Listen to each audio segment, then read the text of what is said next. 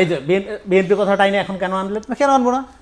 আমার কথা শেষ করতে দেন। না, এটা খুবই খারাপ। আমরা তো সব পক্ষে খুবই খারাপ কাজ করছেন আপনি। না রনি ভাই, আমরা সব পক্ষের No! কথা বলতে হবে। একদম আমার কথা শুনেন আপনি। না আমাদের তো বলতে হবে। ঠিক এভাবেই বাকবিতণ্ডায় জড়াতে দেখা যায় জবান পত্রিকার সম্পাদক রেজাউল করিম রনিকে।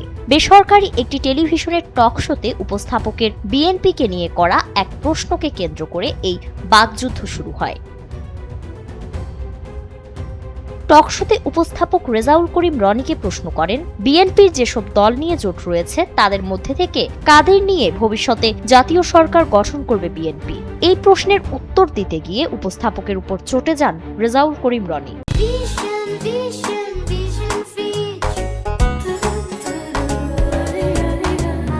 এক পর্যায়ে তিনি বলেন, জুলাই সনদে শুধু বিএনপি নয়, জামাতও নোট অফ ডিসেন্ট দিয়েছে। এ সময় তিনি জামাতকে নিয়ে সমালোচনা করেন এবং মন্তব্য করেন, সব মাছ ময়লা খায়, কিন্তু দোষ পড়ে বিএনপির উপর। তাইলে সব মাছ ময়লা খায়, একটা মাছের নাম এই দুটো বিএনপির কি আছে? এই দুটো বিএনপির বিএনপি নোট অফ ডিসেন্ট, এই দুটাই পার্টিকুলারলি আছে কিনা আমি জানি না। বিএনপির আরো অনেকগুলো আছে, বিএনপিরও আছে, এই দুটোতেই আছে। বিএনপিরও আছে। বিএনপি জামাত এখানে একমত। না এই যে